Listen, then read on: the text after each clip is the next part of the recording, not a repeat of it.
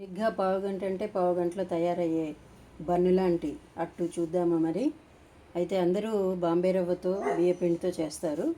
నేను వెరైటీగా గోధుమ రవ్వతో రాగి పిండితో చేస్తున్నాను. చూద్దాం మరి. 1 కప్పు గోధుమ రవ్వకి 1 కప్పు పెరుగు, అవసరమైతే కొంచెం నీళ్లు కూడా మజ్జిగలాగా చిలుక్కునైనా వేసుకోవచ్చు. నానబెట్టుకుందాం. ఇది నానింది. దీన్ని గ్రైండ్ చేయడం కోసం ఇంకా కొంచెం నీళ్లు వేయాల్సి వస్తుంది కదా. ఆ నీళ్లు మనం రాగి పిండిని నీళ్ళతో కలుపుకొని పలచగా అది వేసేస్తే మొత్తం శుభ్రంగా కలిసిపోతుంది. వేరే నీళ్లు పోసి రుబ్బి మళ్ళీ రాగి పిండి కలపడం కంటే అలా చేస్తే కలిసిపోతుంది. అదే కొలత సేమ్ 1 కప్పు రాగి పిండి.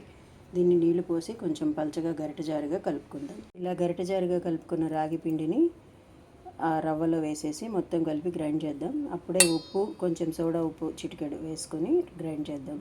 ఇలా మెత్తగా రుబ్బుకున్న పిండిని ఒక 10 నిమిషాలు నాననిద్దాం. ఈలోగా మనం ఉల్లిపాయ, పచ్చిమిర్చి, కరివేపాకు, కొత్తిమీర అన్నీ సన్నగా తరిగి పెట్టుకుందాం, అల్లం ముక్కలతో సహా. కొంతమంది పోపు గింజలతో సహా ఇవన్నీ పోపులో వేస్తారు. నేనైతే ఉత్తప్పంలాగా డైరెక్ట్ కలిపేస్తాను. శనగపప్పు లేదా పెసరపప్పు కూడా నానబెట్టుకోవచ్చు. శనగపప్పు కొంచెం లేటుగా నానుతుంది కాబట్టి కావాలంటే గోరువెచ్చటి నీళ్ళు మసిలిన తర్వాత వేస్తే త్వరగా నానుతుంది. సన్నగా తరుక్కున్న అల్లం, పచ్చిమిర్చి, కరివేపాకు, కొత్తిమీర, కావాలంటే పచ్చిమిర్చి, అల్లం గ్రైండ్ చేసి కూడా కలపచ్చు. నేను డైరెక్ట్గానే వేస్తున్నాను. చిన్నపిల్లలు ఉంటే అలా కలిపేస్తే సరిపోతుంది. క్యారెట్, బీట్రూటు ఇవన్నీ తురుముకొని అవి కూడా వేసుకోవచ్చు. మీ ఇష్టం. క్యాబేజీ, ఆనపకాయ కూడా తురిమి వేసుకోవచ్చు కావాలంటే. మీకు ఎలా నచ్చితే అలా ఏ కూరగాయలు ఉంటే అవి. స్టవ్ వెలిగించి చిన్న మూకుడు పెట్టి ఉల్లిపాయ, పచ్చిమిర్చి వేయిన పిండి, కరివేపాకు, కొత్తిమీర, ఉప్పు వేసాను. మా బుజ్జమ్మకు ముందు వేస్తున్నాను. కొంచెం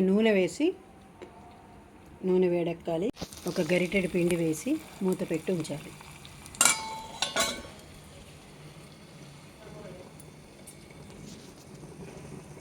దోశ రెడీ. తొక్కు పచ్చడి వేశాను. నిజానికి అవసరం ఉండదు,